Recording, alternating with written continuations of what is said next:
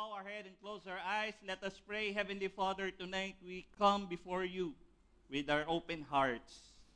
We ask that your word be released with power, silence every voice of the enemy, every destruction, and every doubt. Let only your voice and the Holy Spirit be highlighted tonight. Allow us to experience your presence, and Lord, break anything in us that hinders your glory, so that Jesus alone will be seen in our midst. Let faith arise, let hearts be ready, and let your resurrection power move tonight. We love you, we magnify you. In Jesus' name we pray. Amen. We can all be seated. Ayan. Okay. So, are you loving the new place na meron po tayo? Amen? Ang ganda, di ba? Ang lawak. Ayan. So, mas maganda bukas yung ilaw para kitang-kita lahat. Ayan. Hallelujah. So, just a few reminders. Mas maganda pala nga dito, kitang-kita ang lahat. Pagka halimbawa may inaantok, tamang lalapitan. Yan. So, few reminders, ang atin pong venue, doon lamang pong sa side na yun pwedeng kumain. Yan, para ma-keep natin clean. So, if you have cups, uminom kayo ng tubig, as much as possible, pwede po bang makikitapon sa tamang tapunan? Amen po ba? Or, magdala kayo ng sarili nyong tumbler. Yan, mas maganda. Para kahit coffee, doon nyo na po ilagay. Okay? So, we are continuing our series, Elisha. Sabihin nyo nga po, Elisha. So, sabi dito, leave your calling. And before we proceed, nagana ba? Yan. Sabi dito, in 1 King chapter 3, verse 9 to 10, in the New Living Translation of the Bible, the king of Edom and his troops joined them. And all three armies traveled along a roundabout through the wilderness for 7 days. How many days? How many days?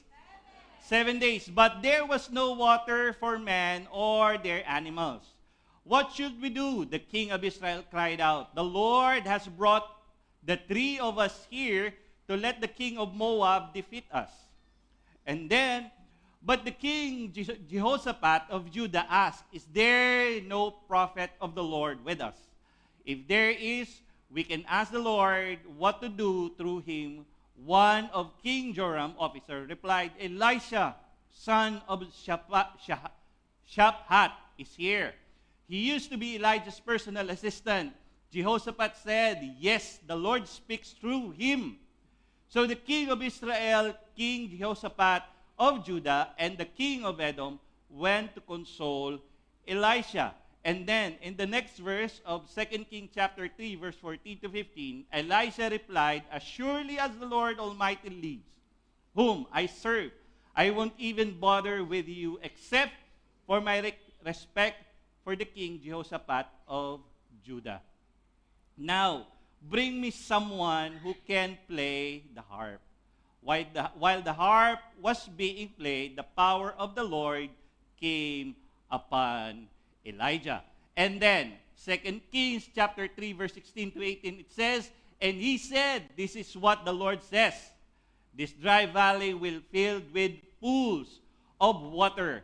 Anong magkakameron doon sa dry valley? Pools of water. You will see neither wind nor rain. Sabihin nyo nga, you will see neither wind nor rain. Ano ibig sabihin nito? Wala kayong makikitang kahit anong hangin or ulan. Tama po ba? Last week, wala tayong service because ano nangyari? Umulan, baha. But here, sinabi dito, it was totally dry land.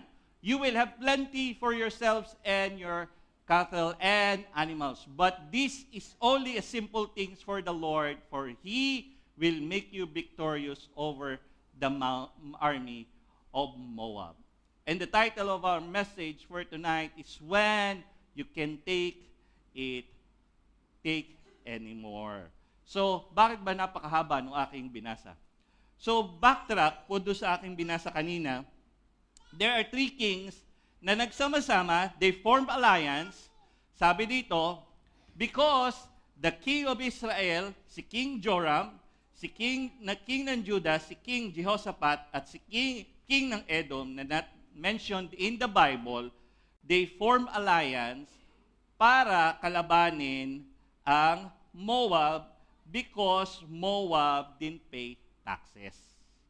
Because before, sabi dito, why did the king of Moab stop paying taxes? The king of Moab was Mesha, and then before this, Moab was controlled by Israel. Sino nagko-control sa Moab before?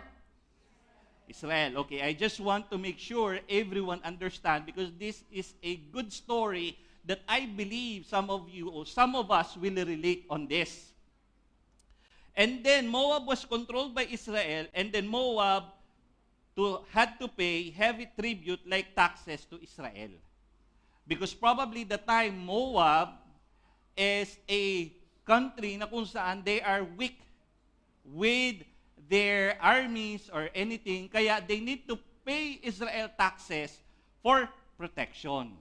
Okay, they had to pay 100,000 lambs and wool of 100,000 rams. Napakalaki. Ang dami. And then dumating sa point, doon sa story, ang king ng Moab, because ang nangyari, si king ng Israel, si Ahab, namatay. And it is like an opportunity for the king of Moab na ayaw ko na makipag-alliance sa Israel. Why? Because Israel became weak now. Because wala na yung malakas na hari, si Ahab. So kaya sinabi niya, hindi ako magbabayad na ng taxes, ayaw ko na. Kaya ang ginawa ng king ng Judah at king ng, nasaan na yun? Edom, let's have an alliance. Sugudin natin ang Moab at pakita natin sa kanila na tayo pa rin yung malakas. Parang, alam niyo, parang present na nangyayari in our area ngayon. Pero, while they were journeying, ito nangyari, but after 7 days, they ran out of water. At pag nawalan ka ng tubig, siyempre, unang-una, kung may army ka, mauuaw talaga sila. Tama po ba? And then, meron sila siguro mga camels, o meron sila mga animals, o meron sila mga horses. Mamamatay yun for 7 days. They could fight also because water is so important for our physical body. They can move forward. Just to have you an idea or visualization, ito yung mapa. So nasa baba, makikita natin yung King of Edom, Kingdom of Judah, and then Kingdom of Israel. Makikita natin dito, yung Kingdom of Moab, dito lang. So what they have done is, sinabi nga doon, they traveled round about.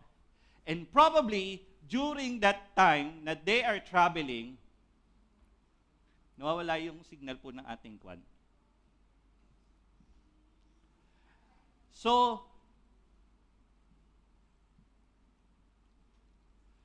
pagdating po doon, I have in this slide, meron akong picture na kung saan desert. Pwede po ba makikiklik? Yan. So siguro, some of you na nagka-camping, yan, alam nyo yung itsura ng desert. Tama ba? Siyaw ka ba yan? Hindi, nakita ko lang sa Google yan. So ito nangyari, they started to panic because for 7 days, they're running out of water. First and foremost, they cannot go for battle because, syempre, walang tubig, uhaw, lambutin na yung mga army. Plus, kahit masabihin, you have water, kagaya kanina, nag-stuck dito yung tinapay, ang hirap lunukin kasi walang tutulak. Napakahalaga ng tubig. They started to panic. The king of Israel, God brought us here. He was thinking na God brought us here just to let us die. He thought God failed them. God abandoned them. Na this is the end. But the king of Judah said, is there a prophet of God we can ask?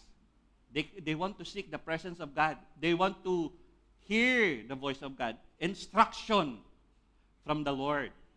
And then, ang nangyari dito, in 2 King chapter 3, verse 14 to 15, sinabi doon, sa una nating binasa, mayroon ditong isang propeta. There's a prophet here that was a personal assistant before of sino? Elijah. And sabi dito, Elijah replied, actually, in verse 13, sabi dito na Elisha, nung lumapit yung tatlong hari, bakit kayo lumalapit sa akin?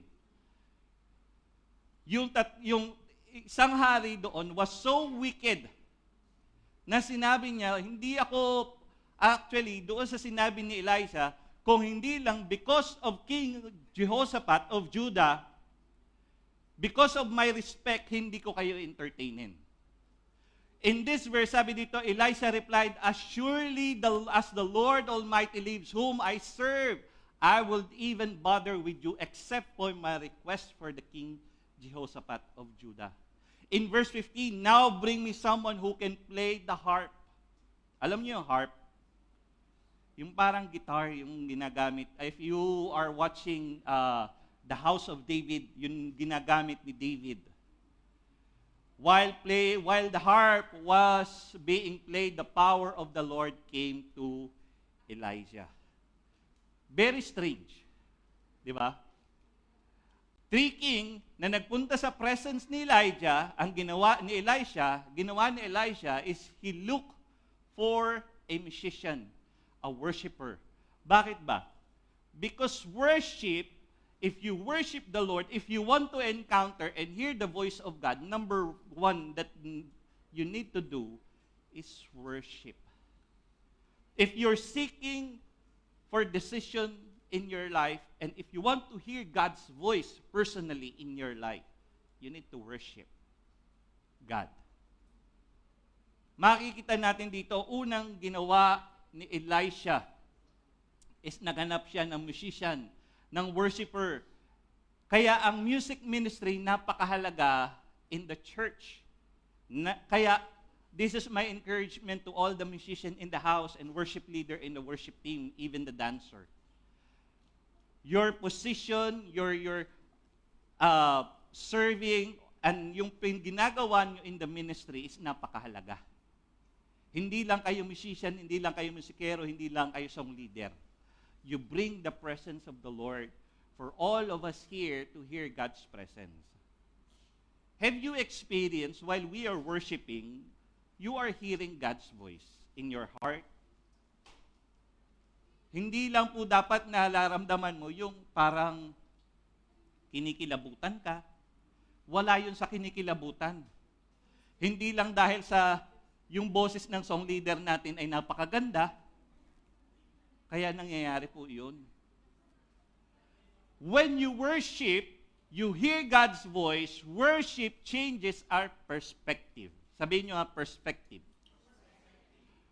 Worship also invite God's power. Worship creates space to hear from God. Kaya minsan, if you want to encounter His presence and if you want to hear His voice, ano ang dapat mong gawin? Worship. The 3 kings right now here is in the middle of problem that I can see. Na they are run out of water. Sabi pa nga doon in the verses that we have read, no wind nor rain. Pero ang strange na ginawa dito ng Lord is, sabi ng Lord, through the encounter kay Elijah, they need to dig for ditches. Alam niyo yung ditches? Sa Tagalog, kanal. Sa iba pang Tagalog, imburnal. Doon sa pinakita po natin kanina na picture, tuyot na lugar, sabi pa ng Lord, walang tubig, walang hangin, pero may gagawing miracle ang Diyos. So what happened here? Ang ginawa ng mga soldier ng 3 hari, they dug all day, still dry, still hot, still no water. They could have stopped, but they keep digging. Minsan, ito po ang pinagagawa sa atin at tinuturo sa atin ng Diyos. Inuutusan tayo minsan ng Diyos na mga bagay na parang kakaiba, Lord, ikaw ba talaga yan? Bakit mo pinagagawa sa akin ito na parang it doesn't make any sense? Na parang, Lord, ikaw ba talaga yan? Na minsan, questionin mo, pero alam mo, in yourself, na si Lord ang nakikipag-usap sa iyo. Na-experience nyo na yun. Sino dito nagsasabi, hindi ko pa narinig ni minsan ang boses ng Diyos sa puso ko, sa isip ko? Taas ang kamay. Huwag ka mahiya. Mamaya pagpe-pray ka daw nila. De joke lang po. Pero I believe, lahat tayo, we have experienced yung sinasabi na inner voice that the Lord is speaking to us. Naakala natin, sa mundo, tinatawag nila itong konsensya. Pero if you are going to be more aware, sometimes it is the voice of God that is talking to you. Amen po ba? Have you experienced that? Na minsan, meron kang gagawin, pero there is a voice in you na alam mo namang dapat ito ang gawin mo, pero may nagsasabi sa iyo, wag mong gagawin yan. Sometimes, I'll give you a simple example. Sometimes, before, when I was driving from my work, going home, minsan, there's a small voice inside of me na huwag kang dadaan dyan kasi traffic. Sa sarili ko, hindi dito ako lagi dumadaan. Bakit ba ako lilihis pa o lilipos pa ng daan? Alam nyo, minsan, pagka hindi ko sinunod yun, talaga na-stuck ako sa traffic. Why? Sometimes, God is talking to us in inner voice and in our mind. Minsan, we try to ignore it. Kasi when we receive Jesus as our Lord and personal Savior, the Lord constantly speaking to us. Lagi nakikipag-usap ang Diyos sa atin. Ang problema sa atin, dumarating sa point na we try to ignore it. But in this case, sabi ng Diyos, kay Elisha, ito ang sabihin mo sa 3 hari, maghukay sila, dig ditches. Now which is there's no water, there will be no source of water. There will be no rain or nor cloud. Pero, ano nangyari? Just to give you an illustration and ma-visualize nyo. Naghukay maari sila ng ganito. Ito yung tinatawag nating kanal, imburnal. And then, faith is not denying what you see. Faith is choosing to believe what God said over what you see. The world says, to see is to believe. But if you are Christian and a believer, to believe is to see. If you want to experience God in your life and you want to experience more of His presence, believe in Him and you will experience greater and mighty things from here. Amen? Sige, palakpakan natin si Lord. Sometimes, faith is not denying of what you see. Imposible sa tuyot na lugar, magkakameron ng tubig, ni sinabi mong walang hangin, walang tubig, walang ulang mangyayari, pero magkakatubig. Sabi pa dito, in 2 Kings chapter 3 verse 20, the next day, at about the time when morning sacrifice was offered, water suddenly, sabihin nyo nga po, suddenly, lakasan nyo, suddenly, appeared. It was flowing from the direction of Edom, and soon there was water everywhere. Anong lumabas? Water. Suddenly. Walang rain, walang ulap, walang hangin, but suddenly, there is water. Sometimes, ito mangyayari sa atin. The next morning, water started flowing into the ditches. No rain, no storm, no warning. Just suddenly, water everywhere. God provided exactly what they needed. Sa katabi mo ngayon, lahat tayo, meron tayong mga pangangailangan. Tama po ba?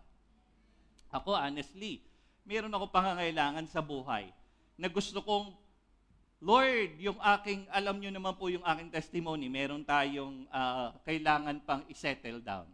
And in my mind, in my own brilliant and big idea, and big intelligent mind, Lord, kailangan ko magkatrabaho para mabayaran ng utang. Kaya nung pinag-aaralan ko ito, tamang-tama, yung lagi sinasabi ni Pastora Jana, bakit nga ganun? Minsan, yung message na binibigay mo, ituturo mo, sa iyo din itinuturong unang-una ng Lord. Kaya sabi ko, Lord, kailangan magkatrabaho ako. Bakit? Kailangan Kailangan ko magbayad ng ganito, kailangan ko yung ganito. Nung pinakikita sa akin ito ng Lord, God highlighted me and zoom out to me the suddenly word that there is no rain, no storm, no warning. God will supply the water everywhere. Ito pa yung nakikita ko dito. I'll just go back again to the next verse. Sabi dito, the next day, after the time when morning sacrifice was offered, the next morning, naghukay sila maghapon. And the next morning, time when the morning sacrifice was offered, anong ginawa nila? They give their offering. If you want to experience your suddenly in your life, your suddenly in the miracle that you want to experience, may isa palang key doon. The number one is to worship God. Worship. Next, dig your ditches. Hukayin mo. Kahit imposible, hindi ka kapanipaniwala. Dahil ikaw, sa'yo, sa akin, lahat sa atin, may pangako ang Diyos. Tama po ba? Kung walang pangako ang Diyos sa'yo, kawawa ka namang tao. Pero I believe lahat tayo may pangako ang Diyos. Tama po ba? Sabi dito, when the morning sacrifice was offered, water suddenly appeared. Suddenly. Yung suddenly, na kung tatranslate natin to sa mas mababa pa ang Tagalog, kisap mata.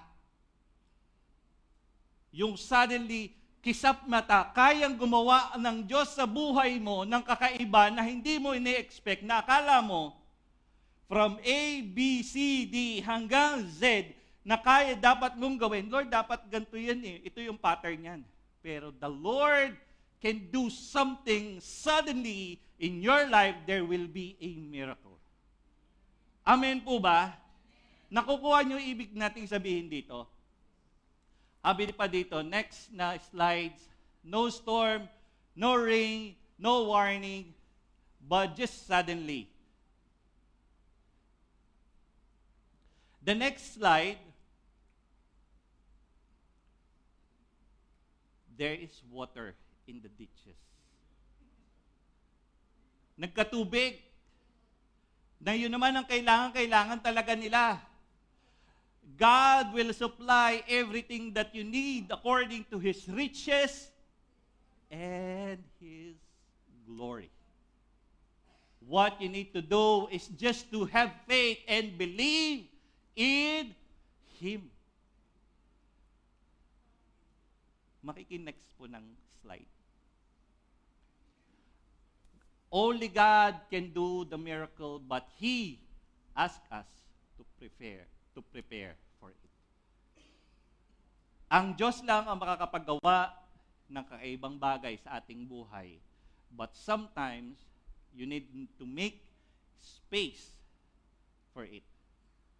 Nagpe-pray ka ng sasakyan, wala ka naman lisensya, paano ka bibigyan ng Lord ng sasakyan? Tama po ba? Pwede naman yung bumili ng sasakyan dito na walang lisensya. Social ka, may driver. Nagpe-pray ka ng sasakyan, ang garahe mo, punong-puno naman ng pangkamping. para dagdagan ka, para bigyan ka ng Lord ng sasakyan. If you're praying for another car, make space for another car. Amen po ba? Next slide, please. What is your wilderness? Ano ba yung wilderness mo sa iyong buhay? Next slide. What is your dry valley? Ask yourself, what is your dry valley? Next slide, please. Start dig ditches. Sometimes it is impossible for us to do what God is giving us or instructing, kung ano yung in-instruct sa atin.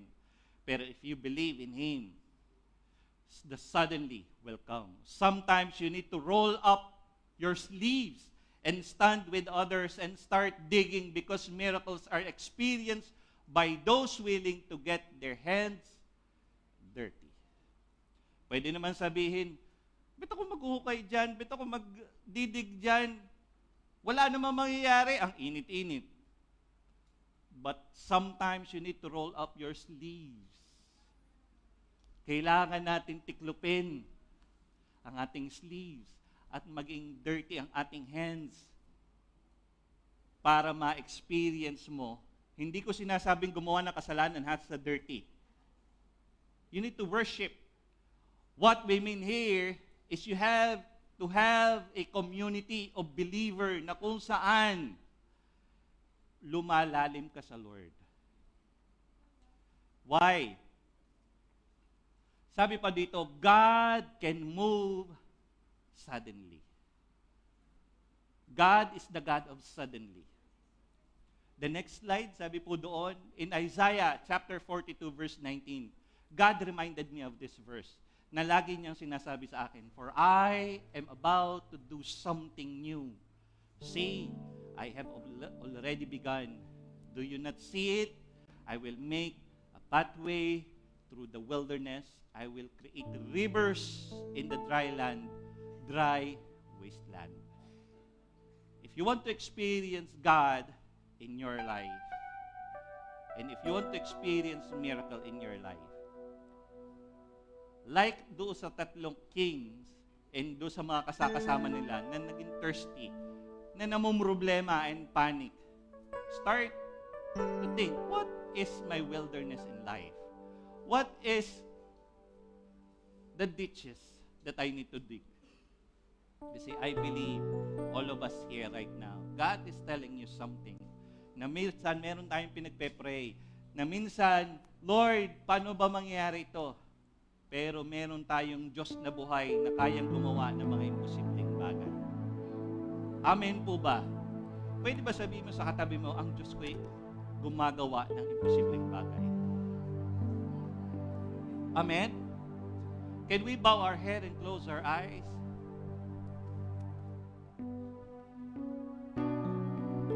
Lord, Heavenly Father, some of us here, we have ditches. We have wasteland, dry land in our life, oh God. Lord, right now, remind us na we can only resolve it if we pray and we believe and we worship you. Lord, through you alone, the suddenly will come. The perfect time will come. Na Lord, in our own mind, in our own understanding, Lord, your ways is different in our ways. Because your mind, Lord, is far above with the human standard. Lord, tonight, we pray for each and every one of us right now. Cover us with your blood. And Lord, encounter us wherever we go and whatever we do, in our workplace, in the metro, in everything, in everywhere, O God. Ano mga bagay na gagawin namin, Lord, ikaw lamang gusto namin maranasan. Lord, thank you so much because you're an awesome God. You are always there with us. We love you, Lord. We love you, Holy Spirit.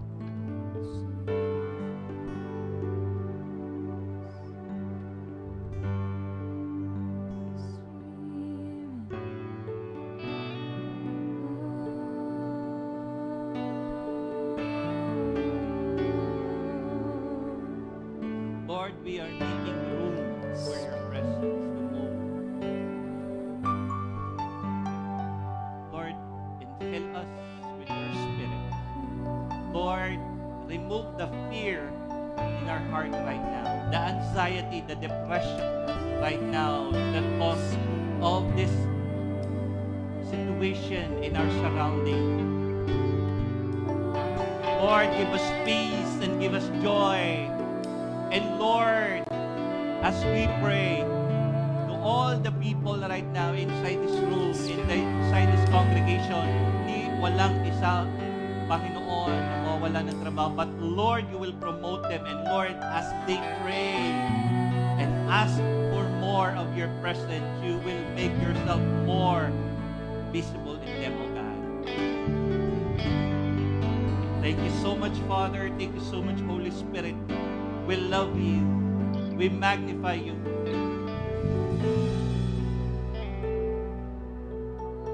In Jesus'